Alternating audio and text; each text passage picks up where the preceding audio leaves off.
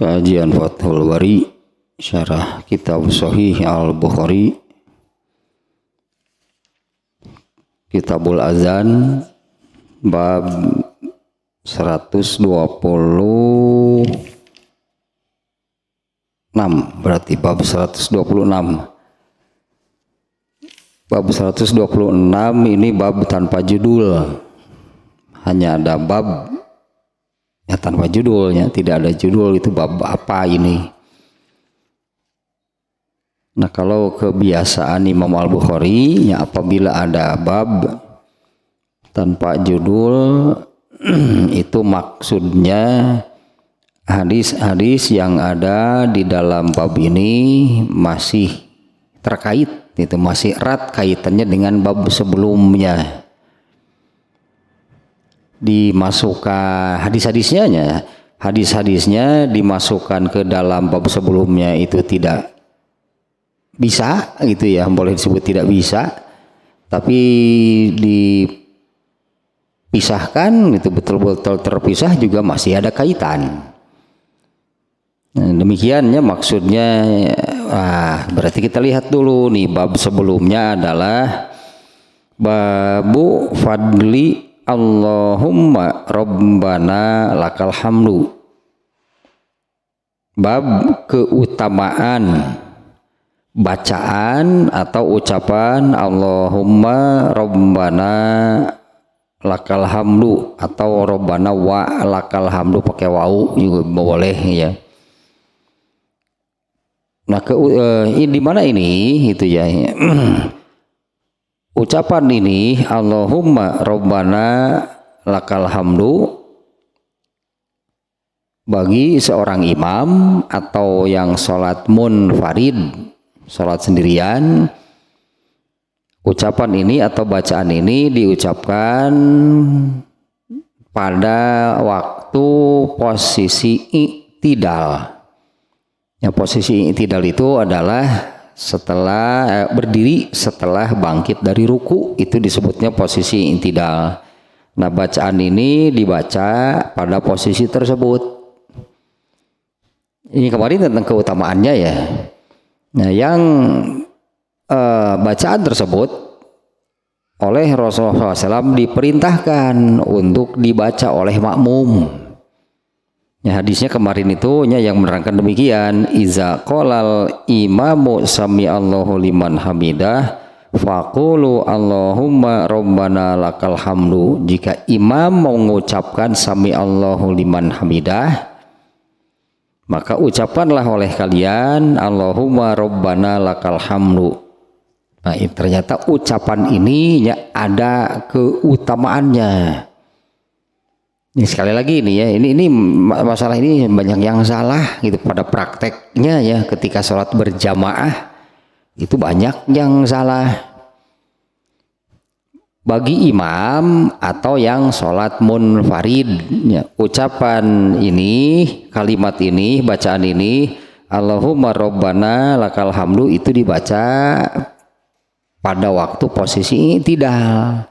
Posisi i'tidal itu adalah posisi berdiri setelah bangkit dari ruku. Nah, berarti imam atau yang sholat sendirian membacanya itu di sana ya.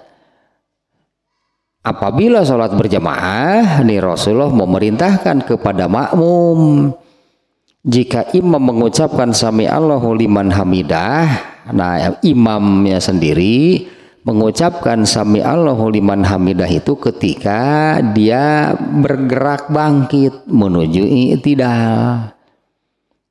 Imam nih ya, mengucapkan sami Allahu liman hamidahnya itu sambil gitu bergerak bangkit menuju i'tidal. Dan imam itu begitu berhenti gerakannya, berhenti juga mengucapkan kalimat ini sami Allahu liman hamidah. Barang itulah antara berhentinya gerakan dengan berhentinya ucapan sami Allahu liman hamidah. Nah, ketika bergerak bangkit dari ruku itu sambil angkat tangan. Bagi seorang imam itu tangannya diturunkan dulu, baru nih mengucapkan Allahumma Rabbana lakal hamdu. Nah makmum dituntut demikian, jika imam mengucapkan sami Allahu liman hamidah, ucapkanlah oleh makmum Allahumma rabbana lakal hamdu. Yang menjadi keutamaannya adalah barang siapa ucapan rabbana lakal hamdunya berbarengan dengan ucapan rabbana lakal hamdunya malaikat. Nah itu yang ada keutamaan itu apabila bersamaan. Ada keutamaannya itu apabila orang yang sholat lah gitunya, orang yang sholat ketika mengucapkan rabbana lakal hamdu, artinya ini baik sendiri, berlaku bagi imam, berlaku bagi makmum. Apabila ucapan rabbana lakal hamdunya berbarengan dengan ucapan rabbana lakal hamdunya malaikat, maka keutamaannya yang disabdakan oleh Rasulullah SAW adalah gufirolahu ma taqaddama min zanbi, diampuni dosa-dosanya yang telah lalu. Nah itunya yang bab kemarin itu adalah keutamaan ucapan Allahumma rabbana walakal hamdu dengan praktek yang demikian barusan. Orang yang sholat munfarid bagaimana gitu prakteknya melaksanakannya, kemudian kalau berjamaah sebagai imam itu bagaimana melaksanakannya, mempraktekannya, dan sebagai makmum yang ada keutamaannya ucapan rabbana lakal hamdu ini kalau diucapkan berbarengan gitulah. Kalau berjamaah pasti berbarengan, kalau sendirian kan ya dia sendiri. Ini kalau berjamaah imam makmum gitulah, baik imam atau makmum, imam makmum dituntut ucapan rabbana lakal hamdunya itu bersamaan dengan malaikat. Artinya malaikat itu mengucapkan kalimat ini, kalimat rabbana Allahumma rabbana walakal hamdu. Makmum itu mengucapkan kalimat ini setiap kali ada yang sholat. Setiap kali ada yang sholat, malaikat akan mengucapkan Allahumma, bagian itunya, bagian bacaan tersebut, Allahumma rabbana walakal hamdu, itu makmum mengucapkan. Makanya keutamaan ini berlaku juga untuk orang yang sholat sendirian. Karena orang yang sholat sendirian itu mengucapkan Allahumma rabbana lakal hamdu. Kemudian kalau yang berjamaah imam mengucapkan bacaan yang ini, makmum juga mengucapkan. Tapi kalau berjamaah sebagai makmum kan tidak mengucapkan sami Allahu liman hamidah. Makanya yang ada keutamaannya adalah bacaan Allahumma rabbana walakal hamdu. Nah itu bab yang kemarin ya, supaya ini sekarang ini berarti dengan bab seperti ini, bab tanpa judul. Itu ini Imam Bukhari ini bab 126 sekarang ini demikian ya, bab tanpa judul. Metode Imam Bukhari ini dalam penulisan kitab sahihnya, apabila ada bab tanpa judul itu seperti yang sekarang ini ya, dan banyaknya di dalam kitab Sahih Bukhari itu banyak bab tanpa judul. Metode Imam Al-Bukhari nih, kalau ada bab tanpa judul ini maksudnya adalah masih bagian dari bab sebelumnya, hadis-hadisnya nih ya tentunya. Karena kalau babnya bab apa, bab nah, entah, karena tidak ada judulnya. Tapi di bab ini kan ada hadisnya. Nah yang maksud Imam Bukhari kalau ada bab tanpa judul, maka hadis-hadis yang ada di bawah atau pada bab ini masih bagian dari bab sebelumnya. Makanya sengaja barusan saya ulangnya. Nah bab sebelumnya yang barusan yang tadi, bab apa? Keutamaan Allahumma rabbana walakal hamdu, di mana Allahumma rabbana walakal hamdu itu tanpa ini ya, apa namanya, kita keluarkan apa sebutannya, yang pokok lah, yang pokok sholat itu kan sendirian, yang pokoknya sholat itu sendirian, bisa salah dinyebut gitu ya.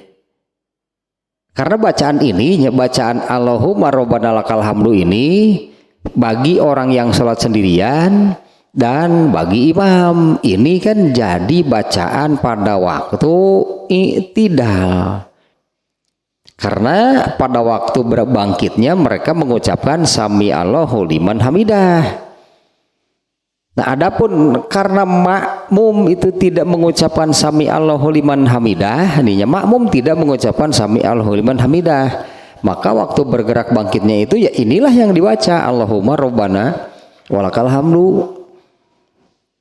Nah, bab sekarang ini tanpa judul, ternyata hadis-hadisnya itu menerangkan bacaan ya, hadisnya ya. Nantinya ini ada 3 nih hadis di sini nih, bab ini babnya bab tanpa judul tapi hadisnya 3. Ternyata ini masih bagian dari bab sebelumnya. Kalau bab sebelumnya adalah keutamaan ucapan atau bacaan Allahumma rabbana lakal hamdu, di mana ini kan bolehlah kita sebutnya Allahumma rabbana lakal hamdu ini kan bacaan pada waktu i'tidal. Nah, ternyata setelah pada waktu i'tidal itu bacaan pokoknya yaitu Allahumma rabbana walakal hamdu. Nah, setelah bacaan tersebut ada bacaan tambahan. Nah, bab sekarang ini bab tanpa judul ini, hadis-hadisnya ini menerangkan bacaan setelah Allahumma rabbana walakal hamdu. Nah, kita baca nih hadisnya nih ya. Nah, jadi maksud Imam Bukhari bahwa yang memiliki keutamaan, kalau yang ini jelas nih ya, keutamaannya berdasarkan hadis. Barang siapa yang ucapannya yaitu baca ucapan Allahumma rabbana lakal hamdunya berbarengan dengan ucapan rabbana lakal hamdunya malaikat, pasti diampuni dosanya yang telah lalu. Nah, ini disebutnya keutamaan. Di sini ada janji lah, boleh disebutnya janji dari Allah itu. Kalau ucapan Allahumma rabbana lakal hamdunya bersamaan dengan ucapan rabbana lakal hamdunya malaikat, pasti diampuni dosa-dosanya yang telah lalu. Itu kan artinya ada keutamaan, ada keistimewaan. Padahal bacaan di dalam sholat kan banyak. Bacaan di dalam sholat itu kan dari awal sampai akhir itu tidak berhenti mengucapkan. Mulai dari takbir sampai salam itu kan terus nyambung. Banyak bacaannya, bacaan sujud, bacaan ruku dan semuanya. Tapi tidak semuanya disebutkan secara khusus, disebutkan secara eksplisit memiliki keutamaan. Nah, ini nih ucapan Allahumma rabbana walakal hamdu ini memiliki keutamaan. Nah, bab sekarang ini isinya hadis-hadisnya tentang atau mengenai bacaan-bacaan tambahan selain atau setelah Allahumma rabbana walakal hamdu. Ada bacaan lanjutan, ada bacaan tambahan. Nah, menurut Imam Al-Bukhari ini bab tanpa judul berarti ini masih terkait dengan bab sebelumnya. Berarti maksud Imam Bukhari bacaan setelah Allahumma rabbana lakal hamdu juga memiliki keistimewaan. Ya, berarti maksudnya demikian ya, bacaan Allahumma rabbana setelah Allahumma rabbana walakal hamdu juga memiliki keutamaan. Allahumma rabbana walakal hamdunya ya berdasarkan hadis yang kemarin. Nah, bagaimana dengan bacaan tambahan, bacaan tambahan setelah Allahumma rabbana walakal hamdu. Dan bacaan tambahan setelah Allahumma rabbana walakal hamdu itu ternyata cukup banyak pilihannya. Ya cukup banyak pilihannya ya, ada beberapa gitu bacaan tambahan setelah Allahumma Rabbana walakal hamdu. Ya kita baca dulu hadisnya nih ya. Demikian maksudnya ya, maksud Imam Bukhari bab tanpa judul. Ini masih terkait dengan keutamaan bacaan pada waktu posisi i'tidal. Jadi demikian intinya, keutamaan bacaan pada waktu posisi i'tidal. Hadis yang pertama, an Abi Hurairah qala la uqarribanna salatan nabiyyi sallallahu alaihi wasallam. Fakana Abu Hurairah radhiyallahu anhu yaqnutu fi raqatil ukhra min salati zuhri fi raqatil akhirnya fi raqatil akhiri fi salati zuhri wa salatil isya'i wa salati subhi ba'dama yaqulu sami Allahu liman hamidah fayad'u lil mu'minina wa yal'anul kuffaro. Hadis yang pertama dari Abu Hurairah, ya semoga Allah meridhoinya, ia berkata, la uqarribanna salatan nabiyyi sallallahu alaihi wasallam. Aku adalah orang yang paling mirip. Aku adalah orang yang paling mirip dengan sholatnya, yang dimaksud sholatnya. Aku adalah orang yang paling mirip dengan Rasulullah SAW. Tentang sholatnya nih, tentang sholatnya ya. Ala bahasa orang nanaon atunya iya susunan kalimatnya. Kalau terjemah harfiahnya demikian sih, aku adalah orang yang yang paling mirip dengan sholat Rasulullah SAW. Maksud sholatnya ya, artinya sholatku itu yang dimaksud tentunya. Sholatku atau sholat yang aku kerjakan itu kata Abu Hurairah nih. Sholat yang aku kerjakan itu adalah yang paling menyerupai, paling mirip dengan sholat yang dikerjakan oleh Rasulullah SAW. Ini kan harus wajib kudu. Kalau kita ingat ini sangat penting nih ya, kalimat ini sangat penting nih di hadis ini nih.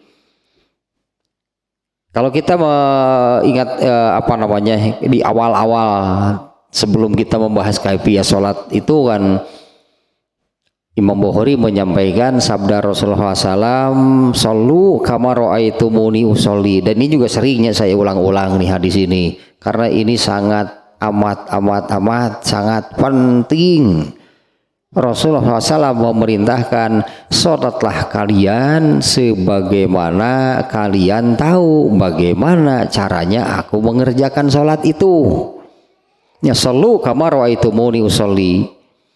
Nah ini contohnya sahabat nih Abu Hurairah yang mengatakan demikian. Tentu ini memenuhi apa yang Abu Hurairah ini memenuhi apa yang Rasulullah perintahkan tadi. Sholatlah kalian. Demikiannya sabda Rasulullah SAW ya. Sholatlah kalian sebagaimana kalian tahu bagaimana caranya aku mengerjakan sholat itu. Tentu itu diamalkan oleh Abu Hurairah semaksimal, artinya ya semaksimal yang ia bisa. Dan Abu Hurairah itu kan santri. Abu Hurairah itu santri. Abu Hurairah itu ashabus sufah. Ya, ashabus sufah itu santrinya, santri Rasulullah SAW, karena Rasulullah itu punya santri. Nama kelompoknya ashabus sufah. Oleh Rasulullah SAW itu mereka ditempatkan di pinggir masjid, dikasih atap gitulah, dikasih atap supaya tidak kena hujan. Nah Abu Hurairah itu menjadi santri, menjadi ashabus sufah itu selama 4 tahun lebih. Maknanya begini, jadi Abu Hurairah ini siang malam tiap berjamaah Abu Hurairah ini ada di situ karena Abu Hurairah itu santri di situ.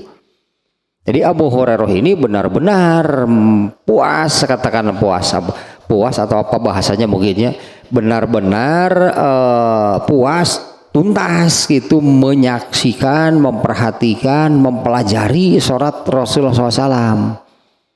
Karena sebagai santri tiap hari di sana selama 4 tahun, jadi tahu persis sholat Rasulullah SAW seperti apa. Jadi pantas kalau kemudian Abu Hurairah mengatakan seperti ini, diantaranya dengan redaksi demikian. Di hadis lain dengan redaksi yang berbeda tapi maksudnya sama. Inilah asbahukum bi sholatan bi Rasulillahi sallallahu alaihi wasallam. Kalau di sini la uqarribanna sholatan Nabi sallallahu alaihi wasallam. Kalau di hadis lain inilah asbahukum bi Rasulullah SAW sholatan, akulah, tapi maknanya sama sih, makna redaksi beda, maknanya sama.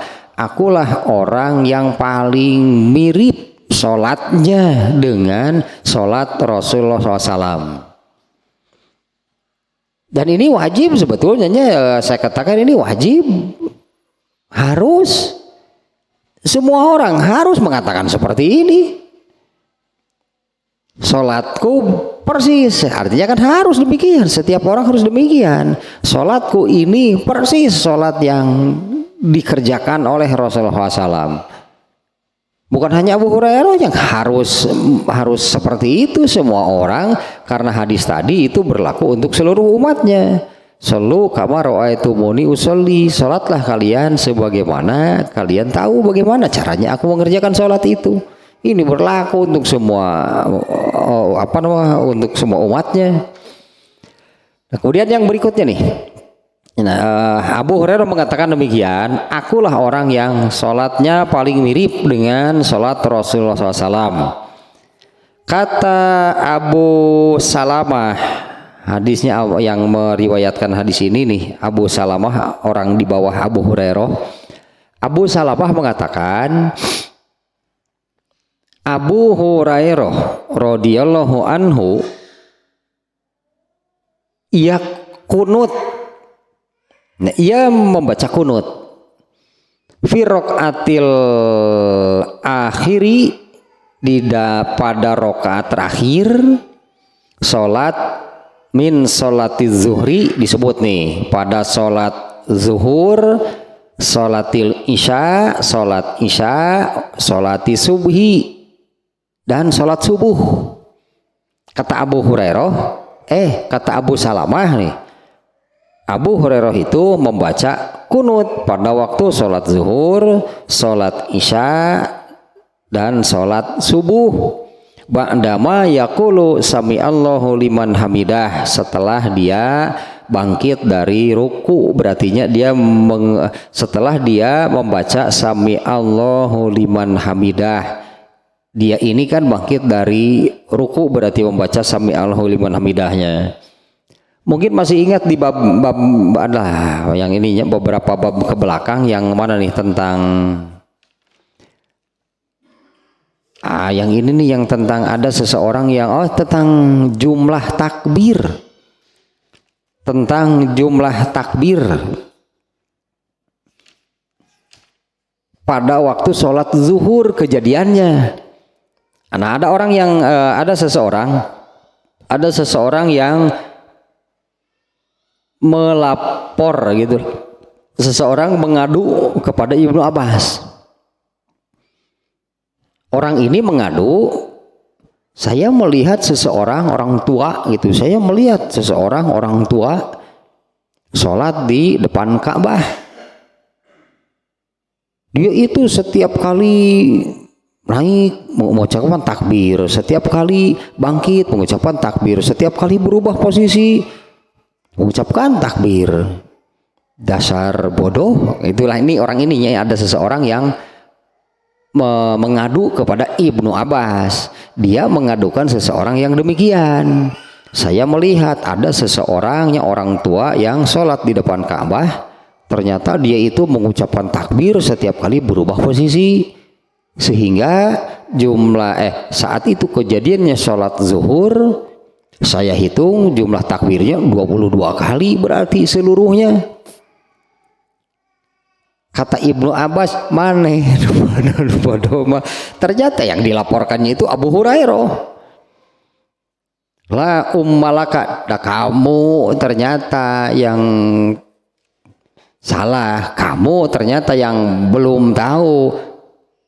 Salat zuhur itu jumlah takbirnya 22. Benar, dari takbiratul ihram dan takbir-takbir yang lainnya sampai selesai salat zuhur itu jumlah takbirnya itu 22. Nah ternyata orang yang dilaporkan tadi,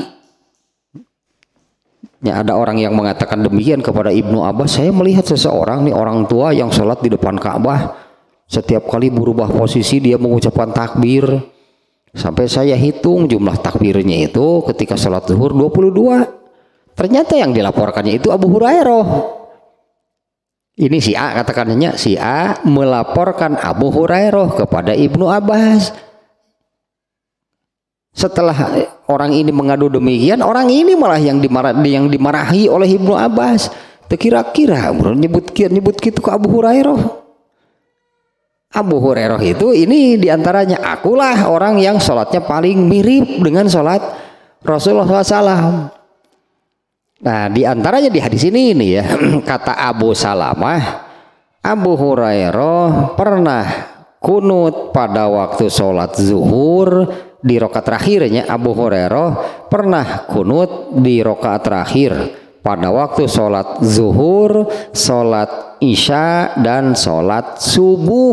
Bukan hanya subuh, sholat zuhur, sholat isya, ini disebut di redaksi hadisnya, sholat zuhur, sholat isya, sholat subuh, dan dibacanya setelah bangkit dari ruku. Kurang lebih demikian nih makna hadisnya, dibacanya setelah membaca sami Allahu liman hamidah.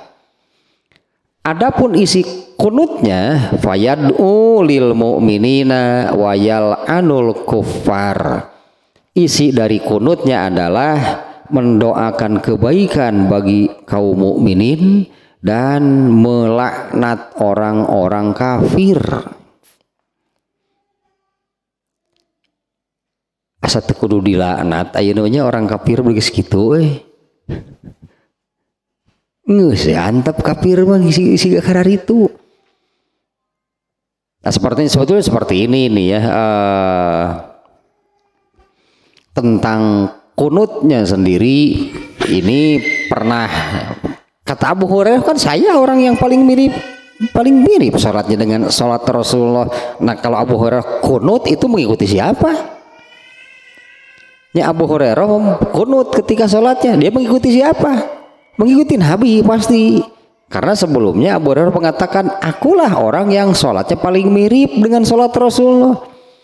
Nah berarti di sini Abu Hurairah menyandarkan apa yang dilakukannya itu kepada Rasulullah SAW. Rasulullah SAW pernah kunut nggak? Iya pasti, makanya ini diikuti oleh Abu Hurairah. Nah secara umum Rasulullah SAW itu pernah mengerjakan kunut itu karena mendapat kemalangan, sebutannya lah, mendapat kemalangan, mendapat ada peristiwa besar yang sangat-sangat menyakiti dan hampir itulah, dan itu hampir menghancurkan Islam, yaitu ada 70 orang yang hafal Quran dibunuh. 70 orang yang hafal Quran, dan di zaman Rasulullah itu hafal bukan hanya hafal. Kalau di zaman Rasulullahnya para sahabat yang disebut hafal Quran bukan hanya hafal. 70 orang, ini aset bagi Rasulullah itu. Wah, aset keilmuan artinya kan. Ini aset keilmuan Rasulullah SAW hilang sebanyak 70.000 orang. Ini agak-agak menyimpang dulu sedikit nih ya. Tadi saya menyebut-nyebut ini Abu Hurairah. Abu Hurairah itu adalah santri Rasulullah SAW. Rasulullah itu anggaplah Rasulullah itu punya pesantren. Banyak santri yang datang dari berbagai daerah ditempatkan oleh Rasulullah SAW di pinggir masjid, diberi atap. Nah mereka ini orang-orang miskin, sebutlah gitunya. Mereka ini orang-orang miskin yang datang dari berbagai daerah. Dari semua yang datang itu, nah Abu Hurairah ini pemimpinnya, pemimpin Ashabus Suffah. Nah terkait Ashabus Suffah ini, nah di mana Ashabus Suffah ini Rasulullah oleh Rasulullah SAW itu sangat dipelihara. Ashabus Suffah ini oleh Rasulullah sangat dipelihara, dijaga, dimuliakan. Sampai kalau ada Ashabus Suffah, para sahabat itu menyambutnya dengan mengatakan selamat datang wahai tamu kaum muslimin. Karena mayoritas urusan agama Islam, berartinya agama Islam urusan keilmuan. Nah itu keilmuan itu ada di ilmu daya di pesantren itu. Ilmunya itu ada di Ashabus Suffah, Abu Hurairah dan kawan-kawan. Nah Rasulullah SAW itu sangat menghormati, memuliakan, menjaga, memelihara Ashabus Suffah. Kalau dalam Kitabur Riqaqnya, kitab Sahih Bukhari juga, dalam Kitabur Riqaq itu babnya tentang bagaimana kehidupan Rasulullah SAW dan para sahabat, atau bagaimana kehidupan sehari-hari Rasulullah dan para sahabat. Ternyata yang ditonjolkan oleh Imam Al-Bukhari, karena hadis yang menerangkan bagaimana keseharian Rasulullah SAW sangat banyak, berarti hadisnya kan. Kalau harus menerangkan sehari-hari Rasulullah seperti apa, banyak, mulai dari bangun tidur sampai mau tidur lagi. Tapi yang ditonjolkan oleh Imam Al-Bukhari adalah bagaimana Rasulullah SAW ini sangat, yang barusan sangat menjaga, memelihara, bahkan memuliakan Ashabus Suffah, karena melalui mereka inilah Islam, melalui mereka inilah ilmu ilmu dalam agama Islam ini akan kemudian menyebar. Ya, seperti kita ini kebagian kan, hari ini kita baca hadis melalui Abu Hurairah. Nah yang ditonjolkan oleh Imam Al-Bukhari itu adalah Rasulullah SAW itu apabila nih Rasulullah SAW coba ini dicoba perhatikan nih masalah ini nih. Rasulullah SAW itu apabila memiliki sesuatu, pasti yang ada di kepalanya adalah Ashabus Suffah. Kalau memiliki makanan misalnya, yang ada di pikiran Rasulullah adalah Ashabus Suffah, diberikan kepada Ashabus Suffah. Kalau Rasulullah SAW sedang tidak memiliki apa-apa, beliau memberikan penawaran kepada para sahabat, siapa yang mau memberi makan mereka. Nah setiap kali Rasulullah mau beri penawaran demikian, Abu Bakar, namanya juga Abu Bakar, sebutannya Abu Bakar, nggak ada Abu Bakar itu terdahului orang. Nah, kan Abu Bakar itu artinya bersegeranya, arti Abu Bakar itu segera. Nah Rasulullah suka memberikan penawaran kepada para sahabat, siapa yang mau memberi makan mereka? Abu Bakar, saya Rasulullah. Ini kan urusan keilmuan, di mana urusan keilmuan tentang agama Islam ini, makanya Rasulullah mengadakan Ashabus Suffah itu artinya Rasulullah SAW itu sengaja gitunya mengadakan orang yang khusus untuk belajar, mempelajari agama Islam. Bahkan ada kejadian kan yang adik kakak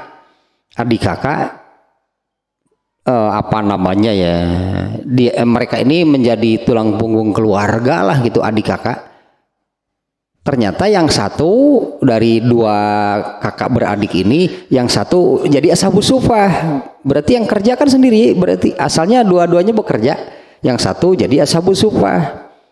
Ini saudaranya nih yang lapor kepada Rasulullah, si eta sedang ngadeun lain bantuan, bukannya ikut bekerja, bukannya mencari uang untuk kebutuhan keluarga, malah masuk ashabus sufah. Kalau ashabus sufah artinya kan ya sudah nyantri di asrama bersama Rasulullah, nggak kerja berarti.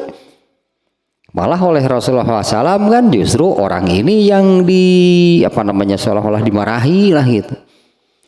Ya sudah, kamu saja yang bekerja, bantu saudara kamu yang belajar. Mudah-mudahan Allah memberikan rezeki itu karena kamu membantu saudara kamu. Mudah-mudahan kamu mendapat rezeki dari Allah itu karena kamu mendukung membantu saudara kamu yang berkecimpung dalam urusan keilmuan. Nah, oleh Rasulullah itu sangat diperhatikan nih ashabus sufah ini. Selain untuk Rasulullah berpikir visionernya, berpikir ke depan, ini kan ilmu harus terus berkelanjutan sampai hari kiamat. Kan harus ada usaha dari manusianya. Jangan berpikir terserah Allah saja, nanti Allah yang menjaga Quran, Allah yang menjaga hadis, hari jelema mana henteu. Itu kan harus ada usaha dari manusianya. Bahkan kan di antara ciri sudah dekatnya kiamat itu kan dicabutnya ilmu. Bagaimana cara Allah mencabut ilmu? Karena yang disebut mencabut, mengambil gitulahnya. Allah mencabut, mengambil ilmu yang pernah, berarti yang pernah Allah turunkan. Yang mana? Ini agama Islam, ini ilmu dulu Allah turunkan bagi seluruh manusia melalui Rasulullah SAW.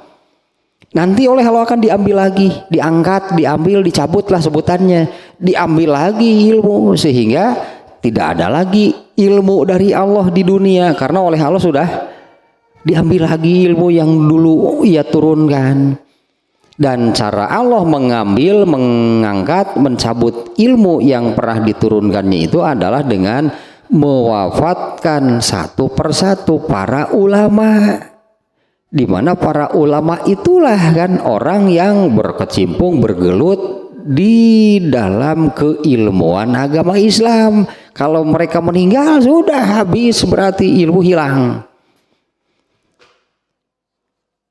Nah, inilah cara, ini cara berarti kan, ini cara Allah mengambil ilmu. Bagaimana? Wafatkan ulamanya.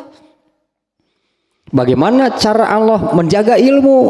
Artinya dengan Allah sebutlah Allah masih menginginkan ada berarti ulama-ulama yang menggeluti keilmuan agama Islam. Berarti kan tetap harus dengan usaha manusia. Nah, ada dua orang sahabat kakak beradik tadi. Yang satu masuk ashabus sufah, yang satu kerja. Ini yang kerja yang marah-marah, bukannya ikut membantu masalah ekonomi keluarga, malah diam di asrama. Gitulah mungkin sahabat ini mengeluh. Oleh Rasulullah kemudian dikatakan, kamu saja yang bekerja biar dia itu mendalami ilmu agama. Mudah-mudahan Allah memberi kamu rezeki itu karena kamu mendukung, membantu saudara kamu yang berkecimpung dalam urusan keilmuan. Nah, ini ada yang sangatnya yang tadi saya katakannya, coba ini bagi Rasulullah ini kan sangat-sangat penting urusan ini, karena ini urusan keilmuan sampai hari ini kan kita kebagian ilmunya. Ini kan jasa mereka. Nah, Rasulullah SAW itu sangat memperhatikan ashabus sufah. Ada hadisnya yang menerangkan Rasulullah itu apabila memiliki sesuatu, maka yang ada di kepala oleh Rasulullah SAW itu adalah ashabus sufah. Kalau punya apa-apa, ini untuk ashabus sufah. Segala gitulah, kalau ada apa-apa itu untuk ashabus sufah. Ternyata kan Rasulullah, ya siapa yang lebih cerdas dari Rasulullah? Kan ada. Siapa yang lebih pintar dari Rasulullah SAW? Ya nggak ada. Ternyata yang saya katakan siapa yang lebih cerdas dari Rasulullah? inilah jariah. Nah, selain dari ilmunya sendiri, dari amalnya sendiri gitu kan Rasulullah itunya, selain dari ilmunya, dari amalnya, hartanya pun Rasulullah itu jadi jariah karena digunakan untuk kepentingan keilmuan. Kalau punya apa-apa itu pasti ini untuk ashabus sufah. Nah, ternyata kan dari harta yang dikeluarkannya itu kan jadi Abu Hurairah, jadi ashabus sufah yang kemudian ilmu menyebar. Kan gak akan adanya orang yang lebih jenius lah gitunya, yang lebih jenius, yang lebih paham lagi masalah tentang sedekah jariah dibanding dengan Rasulullah. Bahkan ada. Rasulullah paham benar bahwa harta yang dimilikinya ini harus jariah, gitulah kurang lebih. Harta yang dimilikinya ini harus jariah. Kumahakeun? Tak gitu Rasulullah SAW. Ada apa-apa? Ini untuk ashabus sufah. Ini untuk ashabus sufah. Karena ashabus sufah ini kan yang kemudian melanjutkan keilmuan agama Islam. Tayyid hadisnya yang sekarang contohnya. Abu Hurairah mengatakan, akulah orang yang sholatnya paling mirip dengan sholat Rasulullah SAW. Kan itu ilmu berarti kan? Itu ilmu yang kita dapatkan dari apa yang Abu Hurairah katakan. Mengapa Abu Hurairah mengatakan demikian? Abu Hurairah mengatakan demikian karena dia ini pasti, itulahnya. Dia ini pasti, kalau saya katakan tadilah Abu Hurairah sudah puas gitulah, tuntas itu melihat, mempelajari, mendalami bagaimana Rasulullah mengerjakan sholat karena dia 4 tahun siang malam bersama Rasulullah. Itu ashabus sufah itu yang siang malam itu bersama Rasulullah SAW. Dan ternyata kan yang yang harus, katakanlah harus, yang harus mengatakan demikian bukan hanya Abu Hurairah, semua umatnya juga harus sholatnya itu mirip dengan sholat Rasulullah SAW. Nah, adapun terkait kunutnya, di sini disebutkan di 3 sholat subuh, zuhur dulunya urutannya. Kata Abu Salamah, Abu Hurairah itu dia membaca kunut pada sholat zuhur, pada sholat Isya dan sholat subuh. Isi kunutnya adalah mendoakan kebaikan bagi kaum mukminin dan melaknat orang kafir. Kenapa sampai melaknat orang kafir? Emang ada apa? Nah, yaitu pada waktu Rasulullah itu merasa kemalangan, merasa musibah amat bagi Rasulullah SAW, amat sangat besar kehilangan sahabat yang kehilangan 70 orang yang sahabat yang hafal Quran. Karena Rasulullah itu tadi kan begitu menghormati, memuliakan, menjaga, memelihara ashabus sufah, kemudian ada yang membantai, atau ada yang membantai dalam satu kejadian 70 gitu langsung. Ada satu kaum yang membantai gitu, membunuh 70 orang sahabat yang hafal Quran. Ini Rasulullah sakit hatinya luar biasa. Nah, sampai Rasulullah itu melaknat gitu. Rasulullah itu kemudian melaknat orang-orang kafir. Dan kemudian itu terus menerus dilaksanakan oleh Rasulullah. Ya, karena begitu sakitnya gitunya hati Rasulullah SAW kehilangan 70 orang sahabat yang hafal Quran. Sampai itu berdoa kepada Allah, kan isinya melaknat gitu, melaknat orang kafir. Dan itu dilakukan oleh Rasulullah SAW selama 1 bulan, ya, di dalam hadis yang lain masih riwayat Bukhari juga. Selama 1 bulan Rasulullah SAW itu terus kunut. Mengapa sampai demikian? Taetalah mungkinnya gambarnya seperti barusan. Rasulullah mau boga naon sakitungan saeutik ingat teh ashabus sufah, ini ahli ilmu ini yang akan melanjutkan keilmuan. Ada yang membantai nyeri hatena siga kumaha Rasulullah itu. Ada yang membunuh 70 orang. Jadi sedemikian lah gitunya pedih, mungkinnya pedih, sakit hatinya Rasulullah SAW dengan kejadian tersebut sampai beliau itu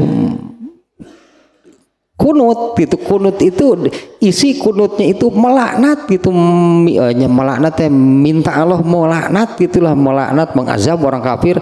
Padahal itu kita pasti dilaknat kafir mah tuh. Pasti dihukum, pasti dilaknat oleh Allah. Nah kemudian setelah 1 bulan Allah memerintahkannya untuk berhenti, dan Rasulullah berhenti seperti yang Allah perintahkan. Jadi sempat pernah Rasulullah SAW kunut itu selama 1 bulan, kemudian Allah memerintahkannya untuk berhenti dan beliau berhenti. Artinya dirasa cukuplah oleh Allah ya. Allah mungkin Allah mendengar ya tuh nabinya lagi sedih, nabinya lagi pedih, itulah kehilangan, masa mengadu oleh Allah diacuhkan. Ya nabi kan mengadu, nya kunut mengadu gitu kepada Allah, gitulah mengadu kepada Allah tuh, ya Allah itu tuh kafir tuh pangyiksakeun lah, mengadu gitu kepada Allah. Oleh Allah itu didengar sebulan dah, didengar itu oleh Allah. Beliau kunut. Setelah 1 bulan Allah memerintahkannya untuk berhenti. Artinya Allah memandang ya sudah cukup. Ya sudah, kesananya sudah tidak kunut lagi. Nah adapun secara umum berarti ya, tentang kunut itu seperti ini sebetulnya masalahnya. Kunut itu boleh dilakukan apabila sudah tidak ada upaya yang bisa dilakukan untuk mengatasi masalah. Ya, kunutnya boleh dilakukan apabila sudah tidak ada upaya yang bisa dilakukan untuk mengatasi masalah. Misalnya, bukan misalnya, sering ini nih, kalau ada apa-apa nih. Kalau ada apa-apa misalnya terjadi bentrokan di sekitar Masjidil Aqsa, bentrokan antara rakyat Palestina dengan militer, bentroknya yang militer. Kalau dengan rakyat lagi mun rame, iya mah rakyat Palestina bentroknya dengan militer Israelnya malah menang, tapi kayak rahagia tuh. Dari mereka senjata lengkap, dari sini paling batu kan, sehingga ada saja korbannya dari rakyat Palestina. Dari Palestina pasti rakyat, karena Palestina kan tidak diakui sebagai negara. Mereka nggak ada polisi, nggak ada tentara, Palestina nggak punya. Jadi perlawanannya itu perlawanan dari rakyat melawan militer Israel. Kalau bentrok, yang korban siapa? Ya pastilah rakyat, mereka nggak punya senjata. Kalau ada berita, kalau ada bentrok demikian, menyebarlah beritanya ke seluruh dunia. Ke sini juga sampai. Nah orang sini rame-rame kunut, padahal orang itu lagi ngelawan kene. Padahal masyarakat di sananya juga melawan. Bahkan kalau yang ini Kak, Palestina itu kan terbagi menjadi 2 gitu sekarang. Ada tepi barat, sebutannya kalau orang Indonesia menyebutnya tepi barat, yang satu lagi Gaza. Nah yang di tepi barat ini yang ada kota Yerusalem, di situ ada Masjidil Aqsa, ada tembok ratapan, ada Bethlehem di situ. Di sini ini memang kota 3 agama berdampingan itu antara Yahudi, Nasrani, Islam. Di komplek sebut nanti di komplek Masjidil Aqsa. Di komplek Masjidil Aqsa itu dihuni oleh 3 kelompok agama. Nah Israel yang merasa paling berkuasa, ya terserah mereka berbuat apa saja. Kalau mereka maunya nggak boleh ada bersolat berjamaah di Masjidil Aqsa, tutup berpi kasebeuleuh nanti. Orang Islam yang mau berjamaah memaksa bentrok. Karena itu kejadian nanti. Ada yang bersenjata di sini orang Palestina, nggak ada. Yang punya senjata di Gaza, mah beda. Makanya kalau ada berita diluncurkan roket dari mana, nggak akan ada dari tepi barat, pasti dari Gaza ke Israel. Tapi ini dua-duanya sama, masih Palestina. Nah, iya teh ngalawan. apa namanya, orang-orang Palestina yang ada di Gaza itu persenjataannya banyak, ahlinya juga banyak yang membuat senjata. Mereka ini sering meluncurkan roket, orang kunut di dia, nah itu gawanian keneh atau cik orang teh antep wala. Kalau mendoakan secara umum mah ya boleh, kunut lain lagi masalahnya. Jadi kunut itu boleh dilakukan apabila sudah tidak ada upaya yang bisa dilakukan untuk menangani masalah seperti itu. Kemudian satu lagi ini juga yang mengikat, harus berdasarkan ketetapan pemimpin tertinggi. Jangan di daerah ini, daerah ini, daerah ini, yang ini kunut di sini enggak, di sini kunut di sini enggak. Harus dari pimpinan tertinggi instruksinya. Itu pun setelah masalahnya jelas. Artinya tidak sederhana ya untuk karena pada asalnya berarti kunut ini bukan bagian dari rangkaian kaifiat sholat, nggak ada kunut di dalamnya. Berarti bukan kan, pada asalnya kunut ini bukan merupakan rangkaian ibadah atau rangkaian kaifiat sholat. Ada kunut nggak ada. Rasulullah SAW pernah kunut karena ada peristiwa tertentu. Rasulullah itu tak mengadu gitulah, mengadukan kepedihan, itu kesedihan yang sangat mendalam, kehilangan 70 orang sahabat yang hafal Quran. Bagi Rasulullah kan kehilangan sangat-sangat besar ya. Nah kemudian kalau Ibnu di sini apa sih isinya? Ini Abu Hurairah menunjukkan, karena Abu Hurairah itu kan mengatakan, akulah orang yang sholatnya paling mirip Rasulullah. Jadi Rasulullah waktu kunut apa isinya? Ini berarti mendoakan kebaikan bagi kaum mukminin dan melaknat orang kafir. Jadi sebetulnya itunya kunut itu satu, berarti kunut tidak masuk rangkaian tidak termasuk amalan di dalam rangkaian kaifiat sholat. Itu yang pokok. Yang kedua, boleh berartinya diadakan apabila sudah tidak ada upaya yang bisa dilakukan, maka mengadulah kepada Allah. Itulah makna kunut. Dan yang ketiga, andai seperti misalnya di Palestina ada bentrokan, korbannya sekian, kita kunut, itu harus dari keputusan atau instruksi pemimpin tertinggi. Ya, kunutnya itu harus dari instruksinya Kepres mundur orang mah tuh. Keluarkan Kepres kunut misalnya. Nah, baru bukan belah dia kunut, belah dituntut, cek udah beda-beda pikiran bukan nu kapikirna beda. Jadi cek ieu kunut cek itu henteu. Kembali ke masalah pokoknya nih. Masalah pokok dalam bab ini ada keutamaan, ini bab pokoknya. Ada keutamaan pada bacaan Allahumma rabbana lakal hamdu. Itu kan di bab 125. Bab sekarang ini kan bab tanpa judul. Artinya ini masih tentang keutamaan bacaan pada waktu i'tidal. Jadi seperti itu sebetulnya ini masalahnya. Keutamaan bacaan pada waktu i'tidal. Ada dia tuh hiji teh hadisna hiji deui ieu nu. Kena ya tuh udah diteruskan mah panjang katang. Jadi sambung lagi lah nanti nih bacaan tambahan setelah ini Allahumma rabbana walakal hamdu.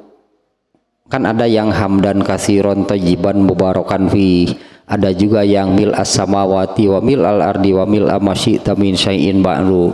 Ada juga yang Allahumma la mani'a lima a'taita. Ada beberapa pilihan setelah Allahumma rabbana walakal hamdu itu ada bacaan tambahan. Atau intinya lah, menurut Imam Bukhari pada bab ini itu pun ada keutamaannya. Karena kalau bab sebelumnya kan yang menyebutkan ada keutamaannya itu adalah bacaan Allahumma rabbana lakal hamdu, kan ada keutamaannya. Apa sih keutamaannya? kalau diucapkannya berbarengan dengan malaikat diampuni dosa-dosanya yang telah lalu. Itu eksplisit hadisnya menerangkan demikian. Itu keutamaannya. Nah, ternyata keutamaan pada waktu i'tidal itu bukan hanya pada Allahumma rabbana lakal hamdunya saja, tapi juga dengan bacaan tambahannya, termasuk kunut kalau pada situasi yang benar. Ada keutamaannya berarti. Atau bacaan yang lainnya tadinya yang misalnya Allahumma rabbana walakal hamdan katsiran thayyiban mubarakan fih. Ini kan sunat. Hamdan katsiran thayyiban mubarakan fih. Itu bacaan tambahan, itu sunat. Ada keutamaannya? Ada berarti.